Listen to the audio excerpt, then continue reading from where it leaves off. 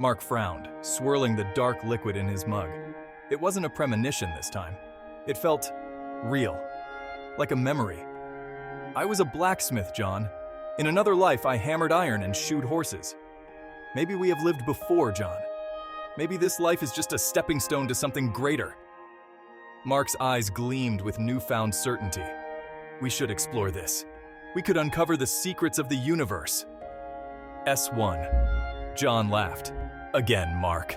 You've been seeing dead people in your coffee all week.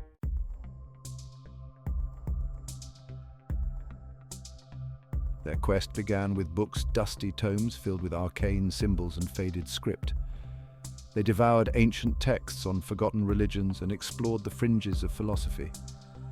Days melted into weeks, consumed by their search for answers. John found himself increasingly troubled.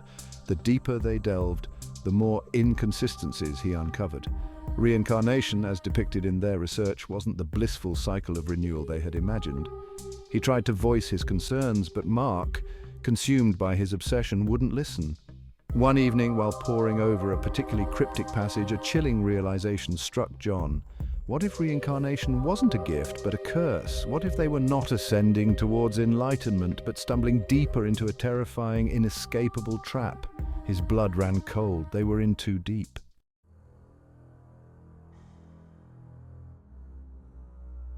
Their research took a darker turn.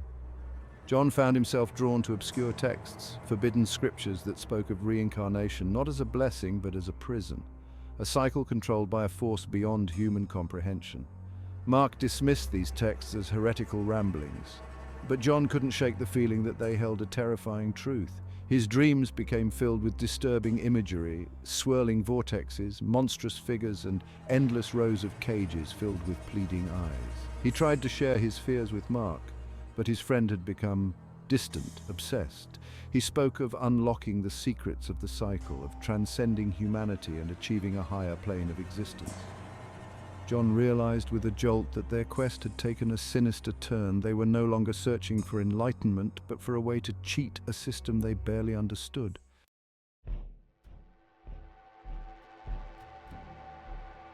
The line between dreams and reality blurred.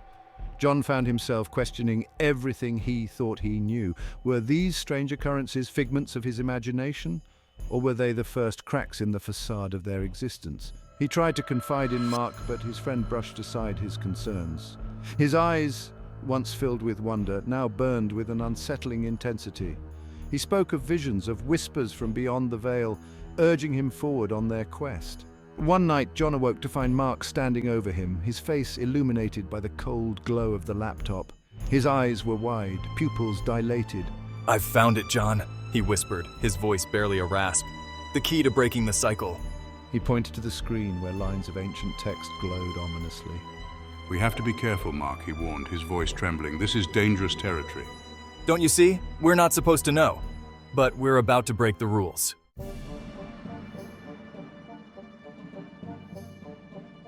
John felt a growing sense of dread.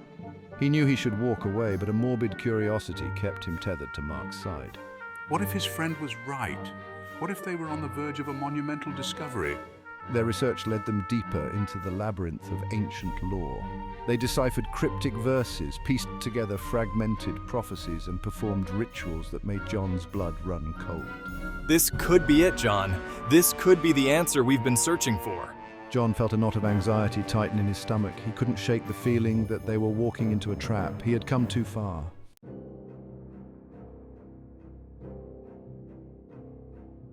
They found the chamber hidden deep beneath a crumbling cathedral, accessible only through a series of secret passages and booby-trapped corridors.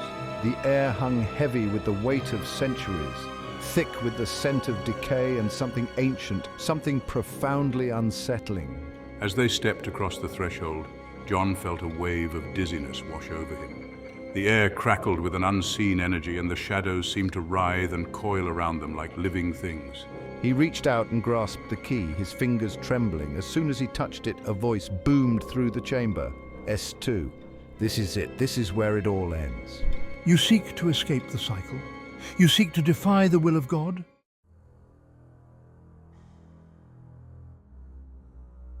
The voice hung in the air, a palpable presence that seemed to suffocate them. John's breath caught in his throat, his heart pounding against his ribs like a trapped bird. Mark, however, seemed unfazed, his eyes burning with an almost manic intensity. We don't seek to defy, but to understand. To break free from the cycle of suffering, to reach a higher plane of existence. A low chuckle, cold and devoid of humor, echoed through the chamber. The symbols on the walls flared, bathing the room in an eerie, pulsating light. Free from suffering? Suffering is the point, little mortals. Suffering is my design. John stumbled back, his mind reeling.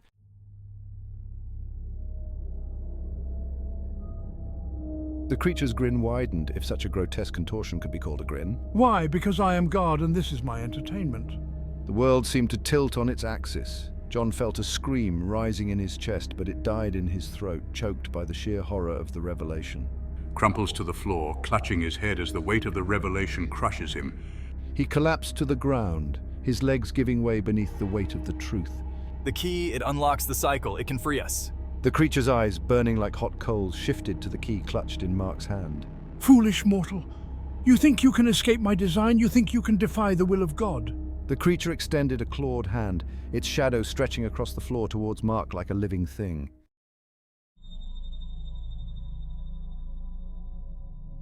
Mark, his eyes gleaming with a terrible knowledge, didn't resist.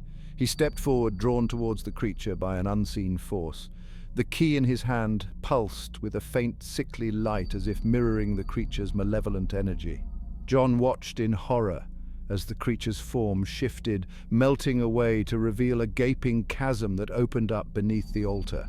This, the creature's voice echoed around them, no longer confined to a single form but emanating from the very walls of the chamber, is where your souls go when your bodies fail. This is where I keep my playthings. John peered into the abyss, his stomach churning at the sight. It was a glimpse into a realm of unimaginable suffering, a tapestry of torment woven from the souls of countless lives.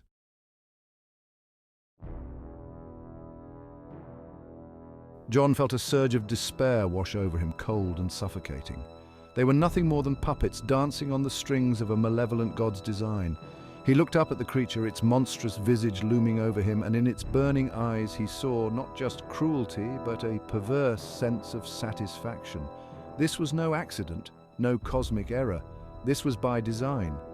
As the creature's laughter echoed through the chamber, a single thought pierced through John's despair. Escape. He had to find a way to cheat the puppeteer, even if it meant sacrificing everything, S3. And you will join them. You will experience the full extent of my artistry, the exquisite agony of eternal recurrence. Narrator. Mark stood at the edge of the abyss, his gaze fixed on the horrors below.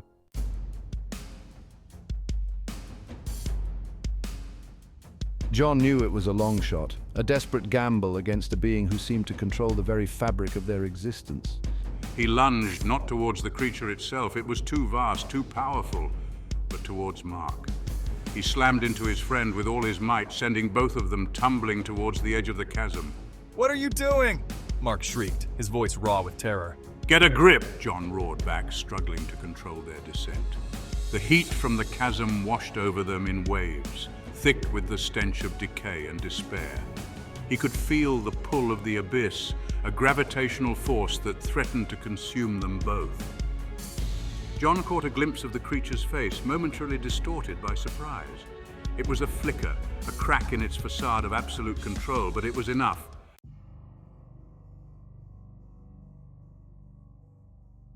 Mark stared at him, his eyes unfocused, lost in the depths of his terror. The key slipped from his grasp, tumbling end over end towards the chasm. John watched in horror, his heart sinking. It was over.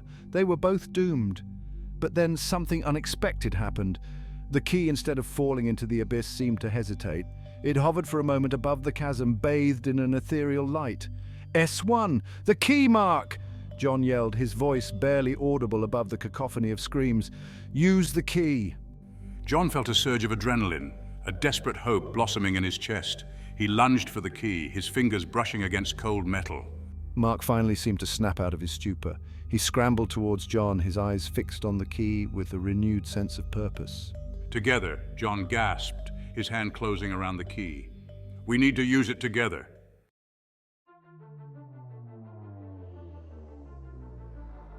Their fingers intertwined around the key, the cold metal, a physical link between them. John could feel Mark's fear, his desperation, but also a flicker of defiance.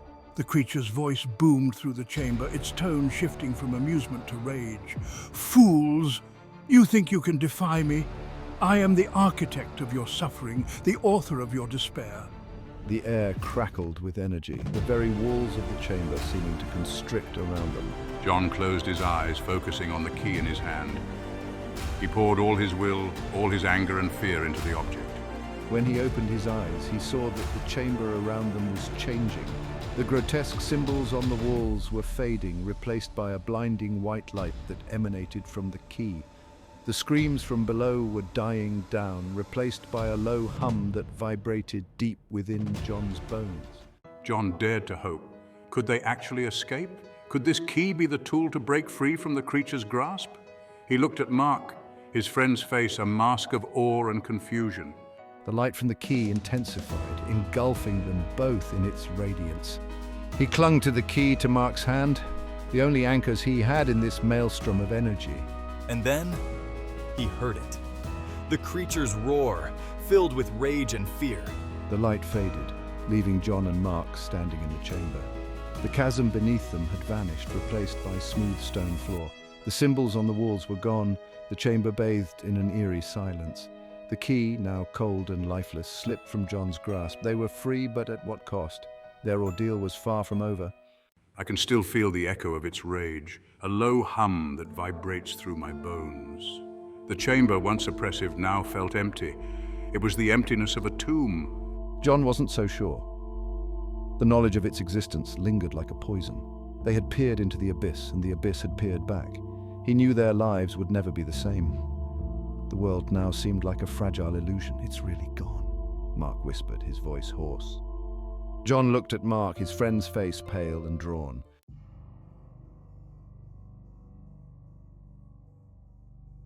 And what of the audience?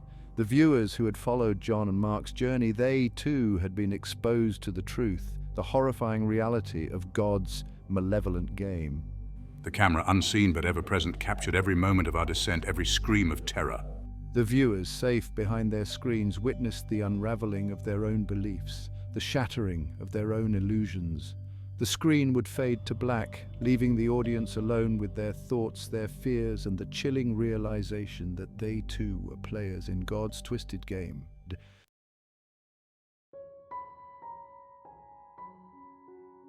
John and Mark said nothing as they made their way out of the chamber, their footsteps echoing in the silence, back through the hidden passages, the booby-trapped corridors, each step taking them further away from the creature's lair, but no closer to understanding. They emerged into the cool night air, the cathedral looming above them like a watchful gargoyle. The city lights, once a comforting beacon, now seemed cold and distant, a reminder of the world they could no longer fully embrace. We have no answers, only more questions. What were they supposed to do with this knowledge? How were they supposed to live with the weight of this horrifying truth? John looked at Mark, saw the same fear, the same confusion reflected in his friend's eyes. They were alone in this knowledge, two souls adrift in a sea of ignorance. They had escaped the creature's physical grasp, but the psychological scars, the existential wounds, ran deep. They would carry this burden with them, a constant reminder of the true nature of their reality.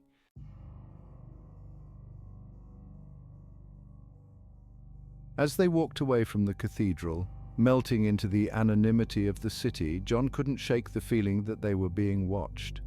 He could almost hear the echo of the creature's laughter, a cold, mirthless sound that seemed to follow them like a shadow. I know with a certainty that chills me to the bone that the game is far from over.